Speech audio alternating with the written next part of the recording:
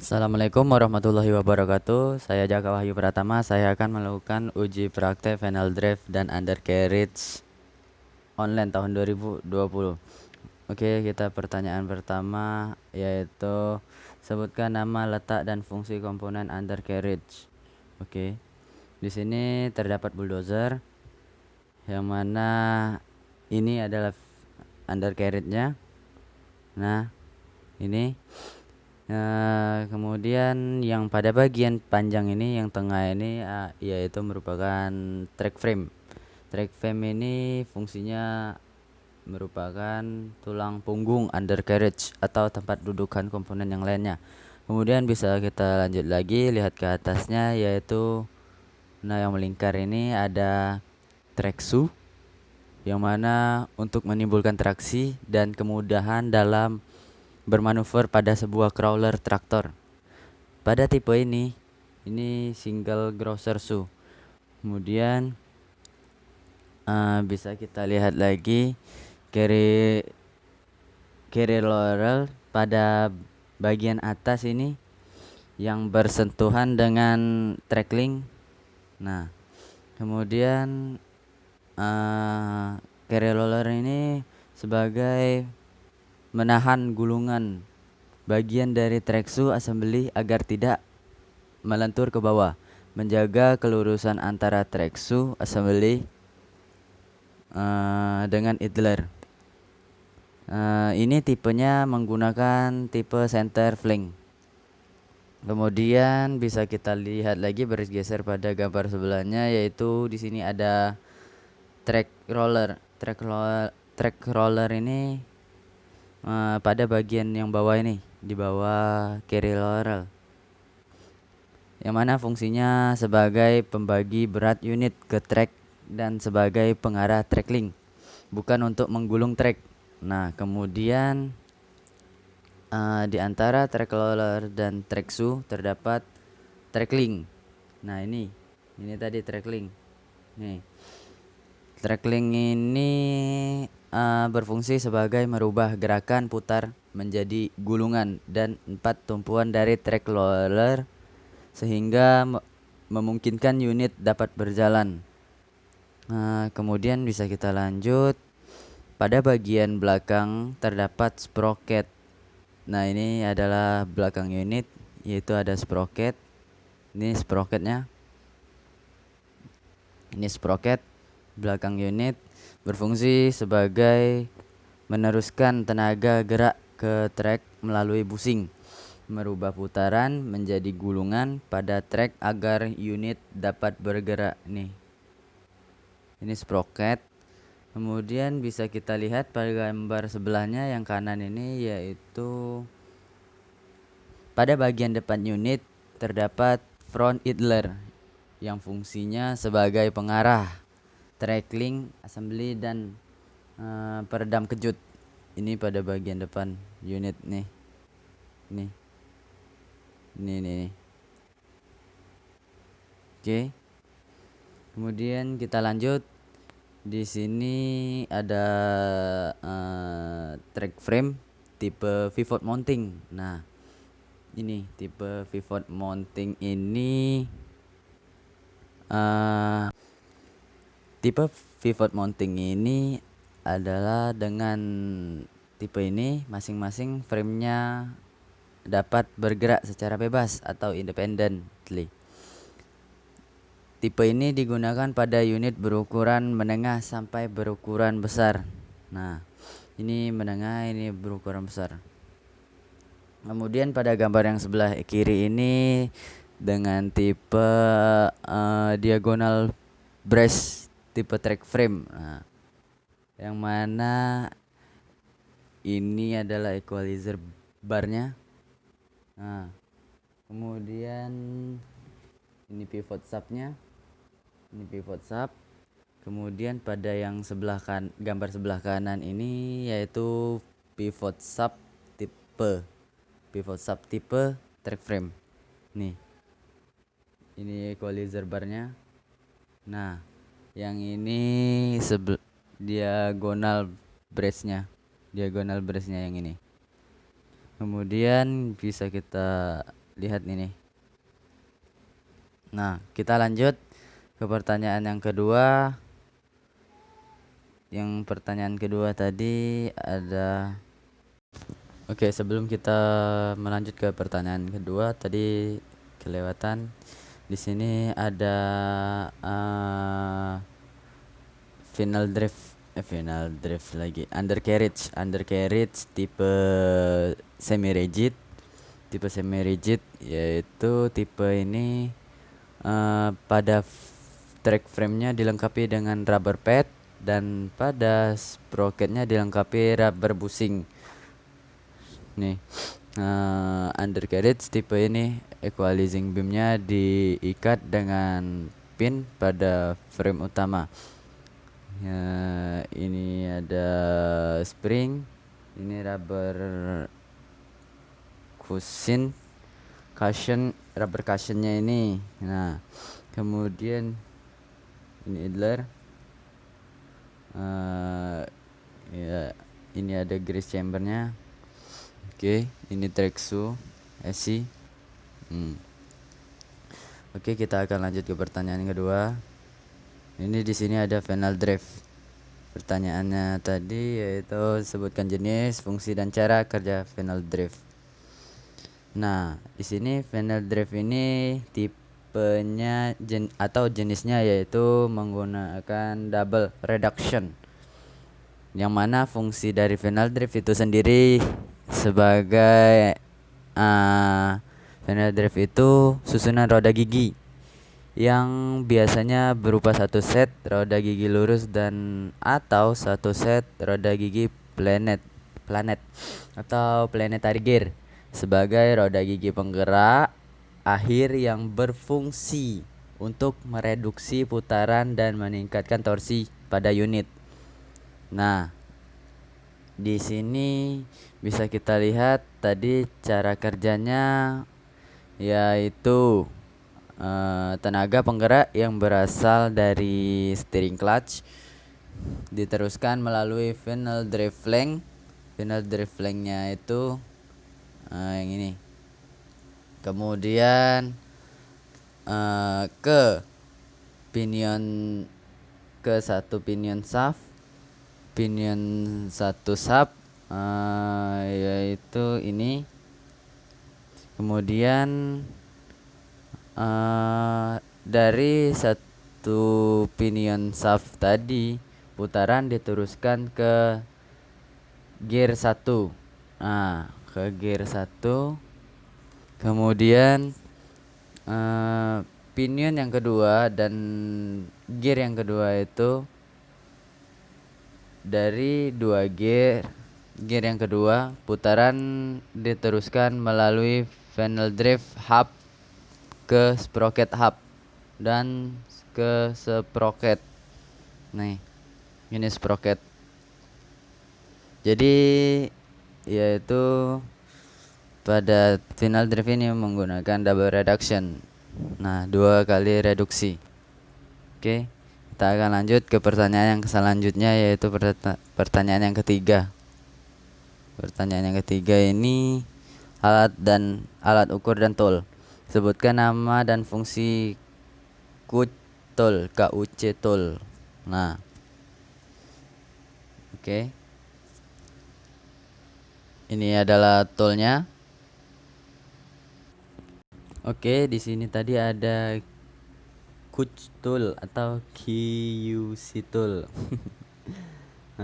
QC tool ini adalah Komatsu Undercarriage Compaction. Komatsu Undercarriage Compaction yang berfungsi sebagai pengecekan undercarriage, yaitu yang paling kiri ini ada multi scale tool untuk mengukur ketinggian link dan diameter luar pada track roller. Kemudian yang hitam ini adalah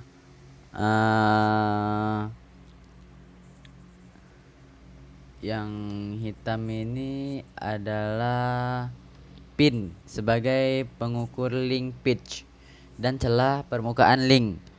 Dan yang kecil di atas ini Ini adalah steel measurement, berfungsi untuk link pitch. Kemudian di sebelahnya lagi itu ada outer caliper. Ini bisa kita lihat outer caliper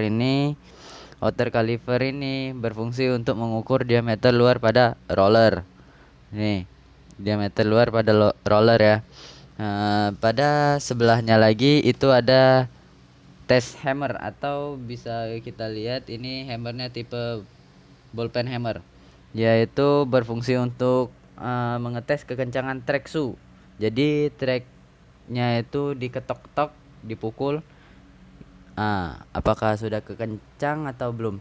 Kemudian di sebelahnya lagi terdapat ini nih yang nyelip ini terdapat penggaris ya. Penggaris ini untuk mengukur tinggi grosser atau lebar tread dari front idler. Kemudian yang terakhir ini ada filler gauge. Ini yang kecil ini adalah filler gauge sebagai pengukuran celah permukaan link. Nah, fungsinya untuk pengukuran celah permukaan link. Oke, kita akan lanjut ke pertanyaan yang keempat. Pertanyaan selanjutnya yaitu testing adjusting. Jelaskan cara melakukan testing dan adjusting track tension. Oke. Di sini ada track shoe. Kemudian kita akan mengecek kekencangan track dengan cara menggerakkan unit maju dan mundur. Kemudian berhentikan unit, lakukan pengukuran dengan cara siapkan mistar, ini mistarnya, atau kemudian benda panjang. Nah, kemudian letakkan sejajar dengan front idler sampai carry roller ini bisa kita lihat, ini front idler dan carry rollernya. Nah, ini sejajar lurus. Kemudian lakukan pengukuran, lalu lihat panjang antara grossernya ini. Nah, lihat panjang grosser ini, ketinggian grossernya terhadap mistar yang memiliki standar yaitu berkisar 10 sampai 30 mm ini. Jikalau treknya kendor atau tidak standar, melebihi standar, maka bisa kita lakukan pengencangan dengan menambahkan grease pada nipple pada track adjuster ini tinggal ditambah grease, dipompa grease-nya.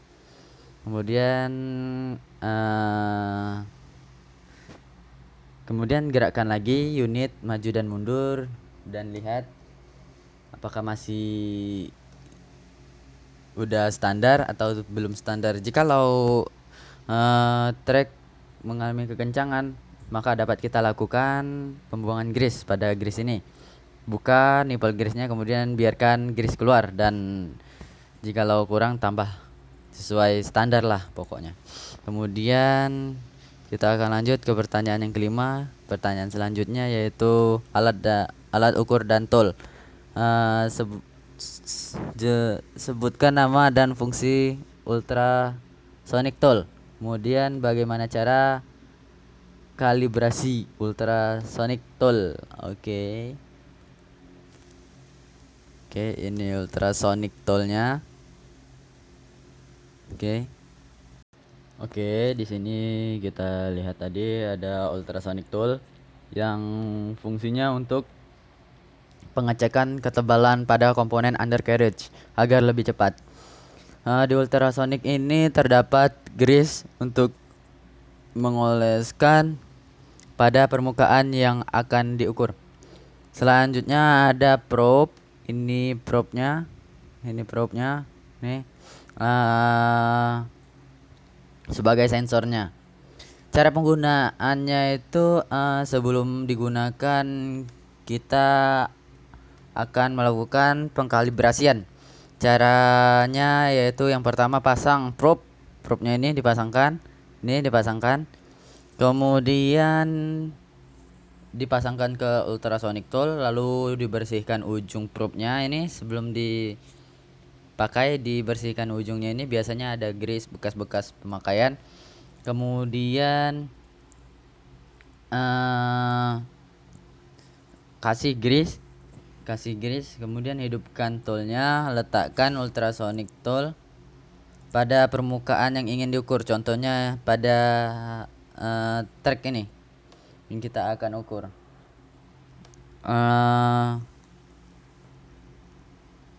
Lalu tekan zero.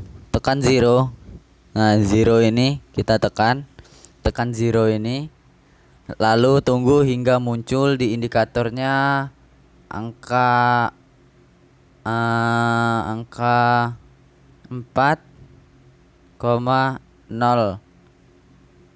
mm. Nah, kemudian bisa kita lakukan pengecekan ketebalan suatu komponen undercarriage. Oke.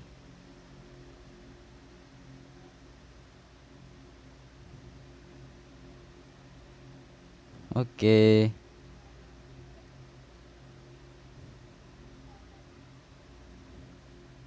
Kemudian pertanyaan ke-6. Di pertanyaan ke-6 ini ada pengukuran. Bagaimana cara melakukan pengukuran carry roller OD dengan QUC dan ultrasonic. Oke. Bisa kita lihat sini. Ini ada outer caliper ini tadi kan. Ini ultrasonic tool. Nih. Oke, di sini kita akan melakukan pengukuran secara manual dulu menggunakan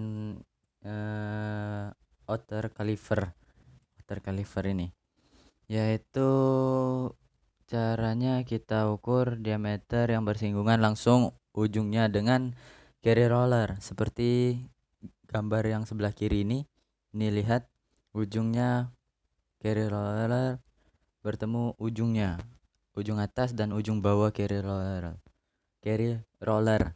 Nah, lalu tahan outer caliper. Setelah itu ukur berapa panjang dari ujung ke ujung si outer caliper, apakah memenuhi standar atau tidak. Dan juga pada multi skill juga begitu caranya. Kita ukur juga, tempel kamu multi skill, kemudian lalu ukur diameternya. Kemudian kita akan lakukan pengukuran menggunakan ultrasonic tool. Yang pertama, letakkan ultrasonic toolnya pada komponen yang akan diukur. Setelah itu setelah dikalibrasikan, tadi sudah dikalibrasikan, yang pada sebelumnya sudah saya jelaskan cara pengkalibrasiannya tadi. Kemudian bersihkan pada bagian carry roller yang akan diukur. Ini bersihkan terlebih dahulu. Nih, bagian yang akan diukur kita bersihkan terlebih dahulu, dan pada probe-nya kita bersihkan juga terlebih dahulu.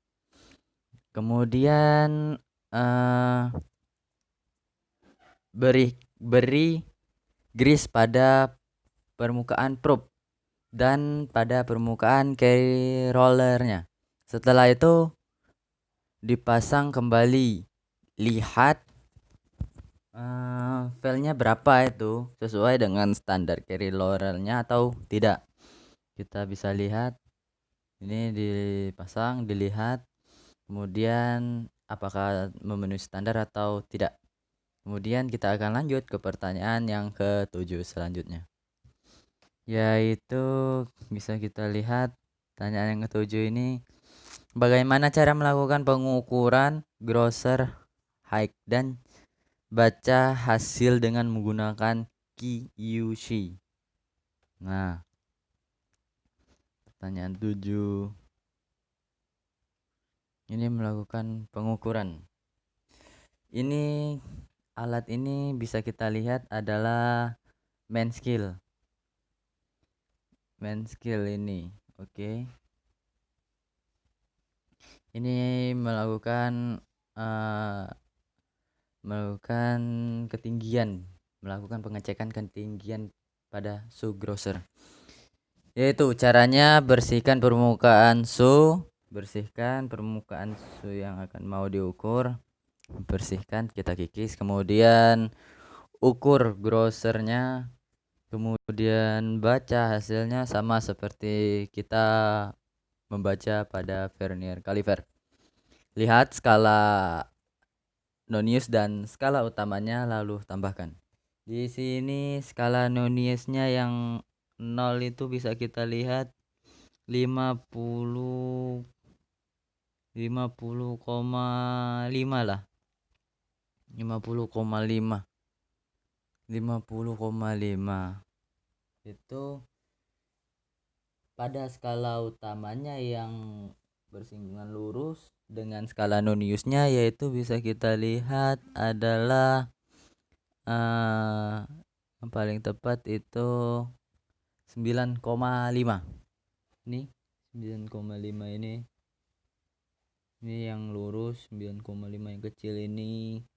Nah, jadi bisa kita simpulkan hasilnya yaitu skala nonius ditambah skala utama, yaitu hasilnya 50,95 mm. Oke. Oke.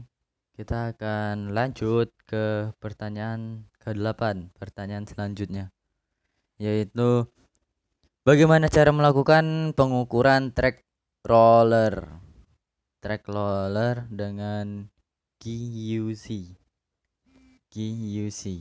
menggunakan QUC track roller. Nah, ini track roller.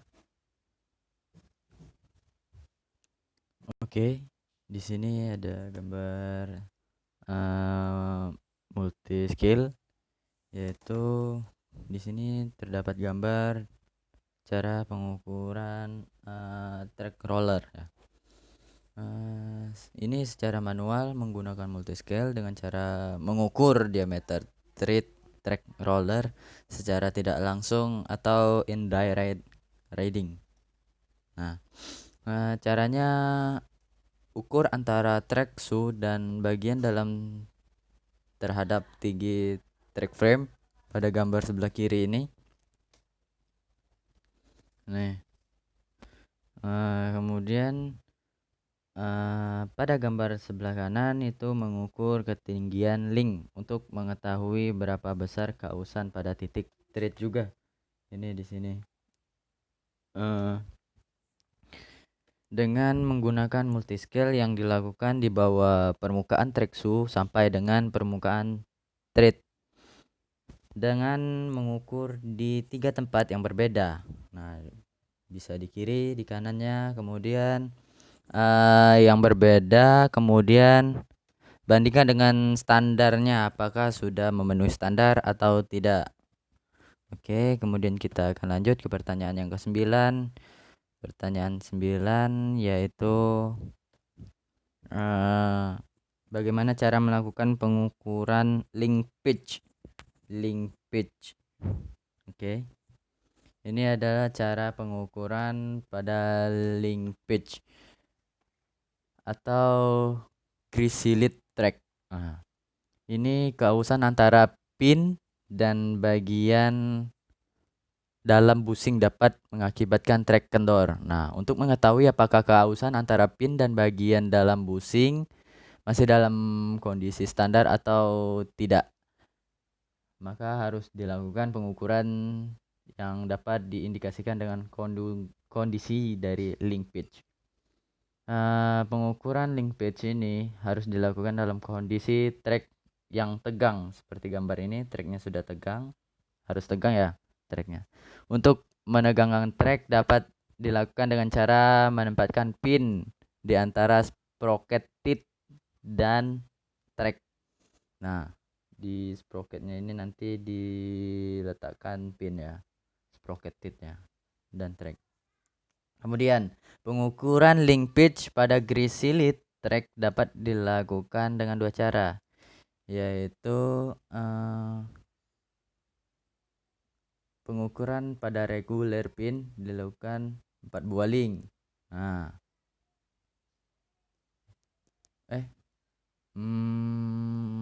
pengukuran pada master pin dan pengukuran pada regular pin. Pengukuran reguler dilakukan pada 4 buah link dan pada jarak minimal 2 link dari master pin. Oke. Ini bisa kita lihat gambarnya, sealed and lubricated track. Nah, pengukuran link pitch pada sealed and lubricated track dilakukan pada 5 buah pin atau 4 bagian link ini. Nah, ini diukur berapa panjangnya, apakah sudah memenuhi standar ataukah tidak, menggunakan meteran. Ini sih gambar ini menggunakan meteran. Ujung dari link ketemu dari ujung link ini. Nih kita lihat bisa. Nih 4 bagian link, 1 2 3 dan 4. Oke. Kemudian kita akan lanjut ke pertanyaan yang ke-10. Nah, di sini bisa kita lihat lagi, ini adalah alat ukur yang oke, di sini ada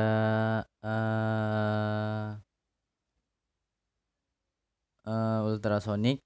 Nah, ultrasonic tool. Bisa kita lihat di sini adalah pengukuran idler dengan menggunakan ultrasonic ya tadi. Sebelum itu lakukan kalibrasi terlebih dahulu pada ultrasonic ini tadi ya, yang telah saya jelaskan sebelumnya. Lalu kita bersihkan terlebih dahulu idlernya dan pada probe-nya ini. Kemudian olesi idler dengan gel atau oli lah agar hasil lebih akurat. Kemudian lakukan pengukuran dengan cara seperti gambar tersebut ini nih. Ini kita lakukan pengukuran pada bagian tengah idler ini dan bagian pinggir sebelah kiri idler ini pada gambar ini ya. Nah, kemudian untuk mengetahui hasil pada idler ini apakah telah terjadi keabnormalan atau dengan membandingkan hasilnya dengan standarnya, maka lakukan penggantian pada idler jikalau idler mengalami keabnormalan atau keausan, karena idler ini tidak bisa di repair ya, karena pada strukturnya emang tidak bisa di repair, jadi langsung ganti idler. Kemudian kita lanjut ke pertanyaan yang ke-11, yaitu di sini ada cara melakukan pengukuran grosser height dengan ultrasonic tool. Oke.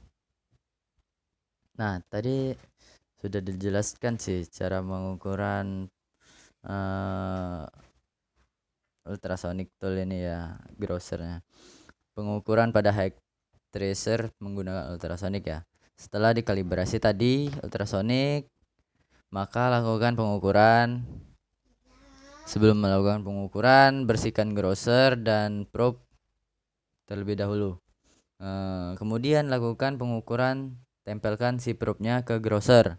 Ini bisa kita lihat. Nah, ini grosser, ini probe-nya ditempelkan.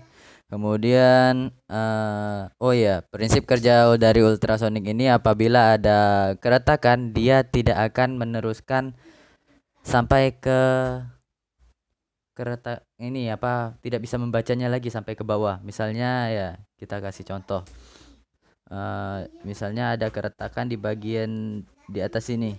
Nah, sedangkan kita mau ngecek yang di bagian bawah sini itu tidak bisa lagi, tidak membaca lagi, karena dia hanya bisa membaca situ sampai di sana karena sudah celahnya itu sudah terputus ya. Ya. sudah terputus, dan ultrasonik itu juga bisa untuk mengetahui adanya crack atau tidak. Kemudian ya kita lakukan pengukuran pada permukaan si sunya ini. Nih, pada grossernya tadi sudah dilakukan pengukuran, kemudian ke permukaannya. Kemudian apakah si permukaan su tadi mengalami crack, atau bisa kita mengetahui ketebalan juga. Kemudian jikalau tidak memenuhi standar, maka lakukan eh, penggantian, karena su ini tidak bisa di repair. Kemudian kita akan lanjut ke pertanyaan yang ke-12, yaitu di sini bisa kita lihat soalnya bagaimana cara melakukan pengukuran bushing dengan menggunakan QUC tool. Ini dengan menggunakan, bisa kita lihat ya, outside tool ya, outside caliper. Outside caliper mengukur bushing. Sama tadi pengukurannya seperti carry roller tadi kan, bertemu dengan ujungnya tadi. Ujung bertemu dengan ujung, kemudian kita ukur. Apakah si bushing ini mengalami keausan atau tidak, atau memenuhi standar atau tidak. Maka bisa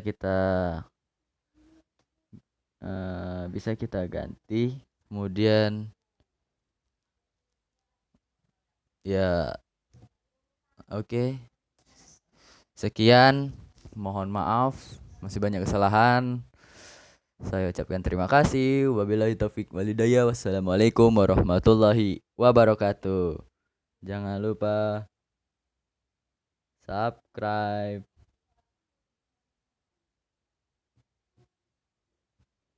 Thank you.